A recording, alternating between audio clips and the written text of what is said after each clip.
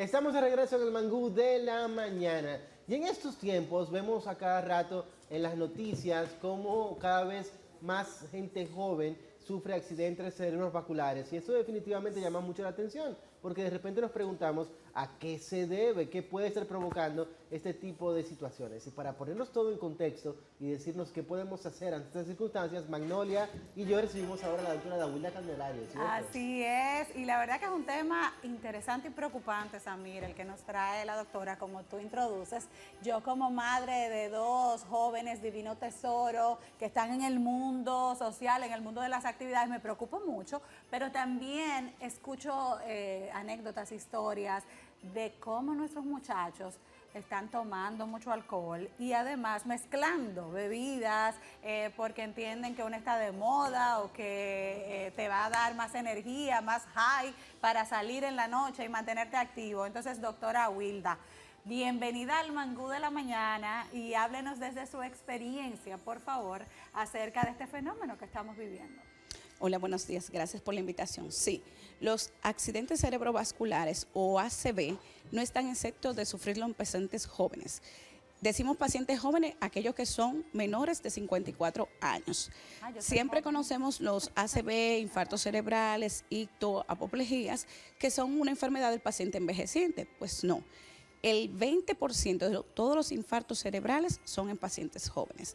Y como acabas de mencionar, uno de los factores de riesgo son el uso de sustancias ilícitas y no ilícitas. Además de la droga, como la marihuana y la cocaína, tenemos esas mezclas de sustancias energetizantes que le van a dar un aumento a lo que es la frecuencia cardíaca y pueden desencadenar arritmias y crisis hipertensiva, pero no son la causa principal.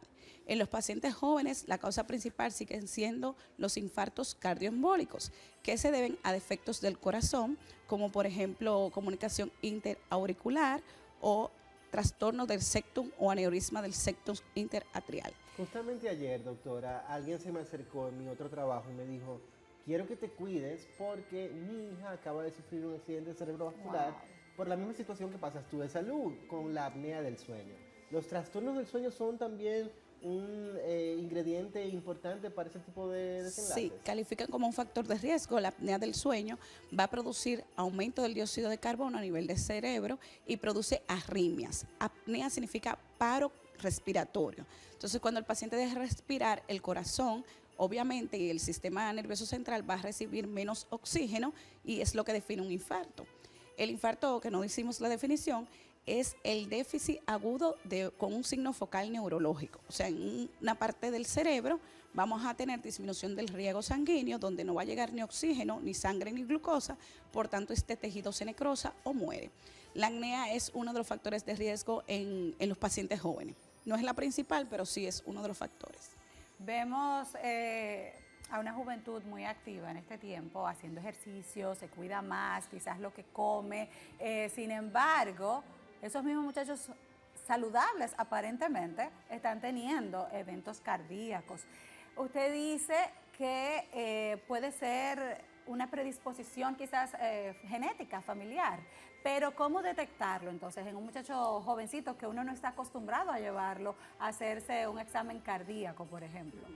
Mira, lo ideal, hay que saber que la vida sedentaria es un factor de riesgo importante. Vida sedentaria es cuando no tenemos más de 150 minutos a la semana de ejercicio físico. La mayoría de los problemas en infarto en pacientes jóvenes se debe, como dije, a trastornos cardiovasculares y muchos de ellos son congénitos. O sea que el paciente puede nacer con una condición de salud. Cuando aumentamos el metabolismo con la actividad física, este fenómeno se puede desencadenar mandando un émbolo o un trombo a nivel del cerebro y es lo que produce el infarto. Pero también los jóvenes quieren las cosas más fáciles. En vez de ganar masa muscular en un año, lo quieren hacer en 3 meses. Entonces usan sustancias como el esteroide, el famoso anabolé, aumento de las proteínas que predisponen a hacer ejercicio. En los pacientes que ganan mucha masa muscular y que usan sustancias metabólicas para ganar peso y masa muscular, existe lo que se llama el síndrome metabólico. Entonces le sube el colesterol y también hay una predisposición a lo que es el corazón atlético.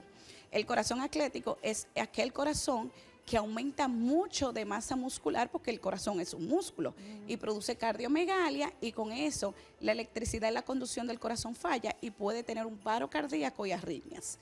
Entonces pueden tener las dos cosas, infarto en el corazón e infarto en el cerebro. ¿Cómo se puede identificar? Bueno, hay estudios, cuando tú vas con un entrenador o un gimnasio entrenado, como el que voy yo, lo primero que te piden, aunque tú seas médico, es una evaluación por un médico. Y ahí te piden un panel metabólico con colesterol, hipertensión, glucosa, y eco y electrocardiograma, porque tú puedes tener una predisposición existente. Entonces, cuando tú metes el ejercicio, la actividad física, tu corazón debe suplir esas necesidades metabólicas y circulatorias, y ahí que viene el problema. ¿A partir de qué edad debemos someter a nuestros hijos a estos exámenes preventivos? Mira, muchas veces los niños nacen con soplo, ¿ok? Y el cardiólogo, el pediatra, fíjate que en el primer año hacen consulta de niños sanos, y es para identificar muchas veces este defecto con lo que dice soplo, que es una comunicación entre el lado derecho e izquierdo del corazón, pueden cerrar de forma sola, sin intervención quirúrgica, en el primer año. Por eso es consulta de niños sanos en el primer año. Pero hay otras veces que el paciente nace y ya cuando tenemos complicaciones como el infarto cerebral es que nos damos cuenta, entonces la investigación debe ser retrospectiva. ¿Cuándo nos recomienda? Si un niño, por ejemplo, edad preescolar, que está jugando fútbol, béisbol, que en educación física siempre está fatigado, cansado, mareado, tú recomiendas. Hay cardiólogos y neurólogos pediatras. Entonces la evaluación como que va a ser predisponente, pero uno como padre lo puede pedir en cualquier momento. Mira, yo quiero, en la familia hay antecedentes de malformaciones congénitas o hay antecedentes de otras causas de infarto cerebral en pacientes jóvenes, como son las mutaciones genéticas, los trastornos de la coagulación, los trastornos inmunológicos como el lupus, que tienen una carga genética, y tú pedirlo. Porque los problemas de la coagulación, como déficit de proteína S, proteína C, la anemia de células falciformes, las talasemia, predisponen y son unas causas importantes de infartos cerebrales en pacientes jóvenes, y todas ellas son genéticas y se pueden detectar a través de un análisis de sangre. Entonces, con la historia clínica, algunas manifestaciones que son inespecíficas, como estoy mareado, me duele la cabeza, no puedo correr, un niño normal corre y no se cansa, y ya tú puedes ir sospechando y pedirlo. O sea, cualquier momento desde el nacimiento es oportuno para pedir una evaluación cardiovascular. Así es que papá y mamá tenemos que estar súper atentos, o cualquier familiar adulto que esté con los hijos, con los niños, muy atentos a cualquier síntoma diferente a lo habitual que veamos en ellos, para entonces estar, ¿verdad?, precavidos.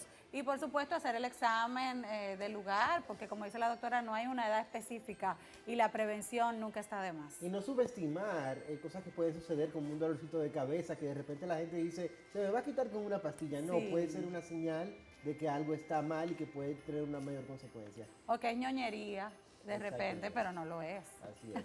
Gracias, doctora Wilda, por acompañarnos y Gracias. grabarnos luz en este tema.